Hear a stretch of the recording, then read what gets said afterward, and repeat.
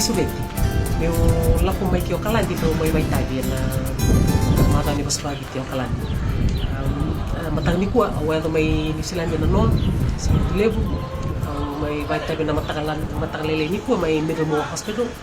Masong pinakasaranga so to kati lebu na non da kasara nakakatuwe na balimbula lebu may Middlemore. Ni kuwa na kanaka bi usang may vai tabi ke Kelston Boys High School.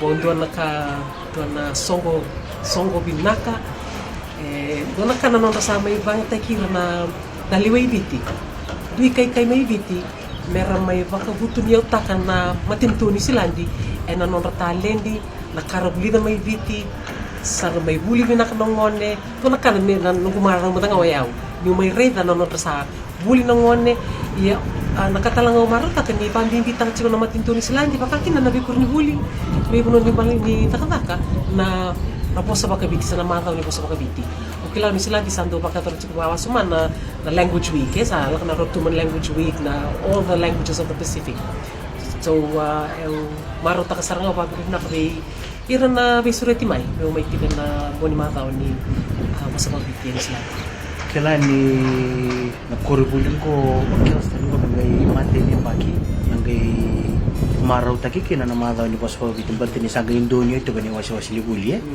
na nomuniti ko rete to kana maram gas liguli liu para kana na maraw tiko ba imbalan-balabale na non to may celebrate ta yon yung basi ka talaman na may nomuni rete to tong mananga nonongon nday asa nomuni rai tutuman na ako si Basa Alberto derto nagayrong at tumbiyakan na tuloy sarap ito labital nung iya nakwale bu sa ubab ni naktakatala na kornibuli ni pambibita ka chiko nonda kila chiko nonda itobo nonda posa na kinakakana nonda yawe may biti au virtum ka na darugo na nakangabit ko na nakatalaw ko may na nakato hall Kelston Boys Hall payalong ka katikirtungan na darugo meron na nunyo chiko natabi right being role models for their younger brothers coming up from Kelston.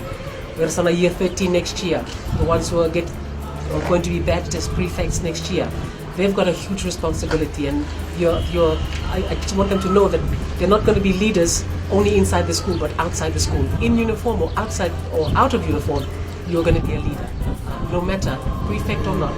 But you have younger boys that are looking up to you, and that is a huge responsibility. And I also wanted to, I also encourage them to think about being political and taking part in local politics. So that for me was very important for me to tell the boys that. Oh, orang itu kan nabi kuasa. Oh, sangat seram. Bewa kanita kaki nautu ni banana. Maro tagi tu kan nama tahu ni kena program bulu taki, pemarin gitu kan bangga kau tak kena banget taki. Ni kosong lagi yang terwang. Oh, rumah tu ni dah buat ni yang paling kau sagai bagan dunui. Oh, talenta kan kena iban jawab apa lagi ni bertak. Sagai bagan dunui muni bosa tak kena nomuni bosa, nomuni balik. Yes. Ni awak yes. Sengai matanya yang paling kau mengai bagan dunui kina. Meke mami bosa tak kena ni mami bosa. In the House of Representatives, which is the Parliament of Fiji. Itu ni kalau ni. It is a huge step. Tamani kalau lem. Balatani da dui kai. So we can da chiklo mani tau ni lebu. So da chiklo mani delani abu. Eseng ni toto bata na nonda kila ko minta kanta kana ko sa pakapalay. Mbimbi me okimami na nomuni mata kakimami sanding ita kimai be kimuni me kimami mata tay kim nila man parliamenti me kemami bosa takati ko na bosa oni rauni taura se na bosa oni raw mo ni na understand tak paleta ni live na nguna kana vida na pakisao ti so na bosa ta mani bosa le live ndu tukuni parliamenti ya may nakore raseng sa tumbanga ni kila se live chum tangalo man taon raseng chum ni kila na kenim balimbali kaya ko bimbiki na weekenda menta raw ni bosa takana nonta bosa en lo ni parliamenti paleta ikia embudini kina na lawa ka vo weekend ba Mimi merkila na kau tu. Merkila na kala be mesti tanti. It doesn't matter. Mas paviti se mas portuma, se mas rapi, se vai dia, sa ko sa ge fatara ko. But there are rules around it. Kame ke pa kauna via bosa makabiti, me una tukuna rawa, kiwana turang na speaker pero to nakilachi ko to na ba nanto ba dewa so that they know that somebody is going to speak vernacular. What you can don songo ni BCCB was about bitin ang bungin mo kelulu. E mata imba ni oratory in Fiji mga bagadori ki santona kana kyan tali. Kung kay rongo din may boss ento na maram ni bitin may takawit ko na nanahuli ni PhD. Ngay apa matal ta ko ni sanggay turi raw may ni kaya kay kilabo binakananguan yan na matatang na boss hindi na nga yan natutusar na ni boss ko bala. May nanon na biyabuli dilo na boss bala hindi kilabo so. Di ba man ni pa man tanong ng tigina. Alam mo naman nilo. Nanu ko oyo hindi na ket sarang abiyaw nang ano singay kalilikin na ni Roman dalaw. Nugnana na makasalabiyaw.